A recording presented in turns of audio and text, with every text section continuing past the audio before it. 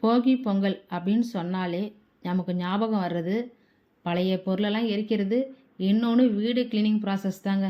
இதில் மெயினாக பார்த்தீங்கன்னா வீடை க்ளீன் பண்ணுறது தாங்க.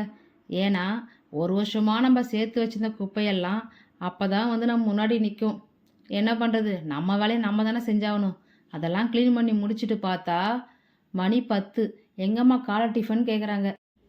இன்னைக்கு இதுதாங்க காலை டிஃபன் சொல்லிட்டு இந்த காயை அவிச்சு சாப்பிட்டு முடிச்சுட்டு திரும்பவும் வேலையை ஸ்டார்ட் பண்ணிட்டேங்க.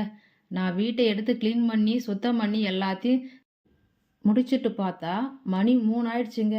எங்கே மதிய சாப்பாடு செய்கிறது, டின்னருக்கு சேர்த்து பார்த்துக்கலான்னு விட்டுடுங்க. போகினாலே பொதுவாக நம்ம குலதெய்வத்துக்கு போய் தான் பொங்கல் வச்சு சாமி கும்பிடணும். ஆனால் இப்போ நாம் இருக்கிற இடத்துல இருந்து போக முடியாது. அப்படிங்கிறதுனால பக்கத்தில் எங்களுக்கு ஒரு பிள்ளையார் கோவில் இருக்குது, அங்கே பொங்க வைக்கலான்னு சொல்லிட்டு போனோங்க. அங்கே போயிட்டு பொங்கல் வச்சு விளக்கமாவை எல்லாமே செஞ்சு அங்கேயே சாமி கும்பிட்டோம். எங்களை மாதிரி பக்கத்தில் இருக்கிற 2-3 பேர் வந்து அங்கேயும் அதேமாரி பூஜை பண்ணி சாமி கும்பிட்டாங்க. சாமி கும்பிட்டு அப்புறம் வீட்டுக்கு வந்து வீட்லேயும் இலை போட்டு நான் செஞ்ச சாப்பாடெலாம் வச்சு சாமி கும்பிட்டேங்க.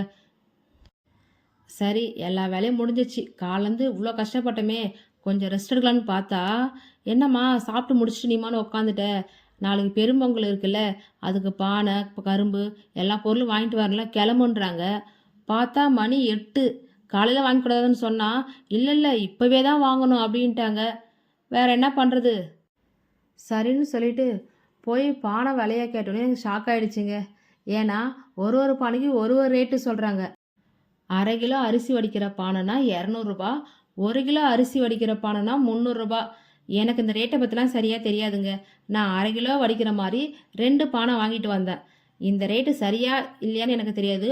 நான் வாங்கின அந்த பானையுடைய விலை சரிதானா எனக்கு கீழே வந்து கமெண்ட்டில் சொல்லுங்கள்.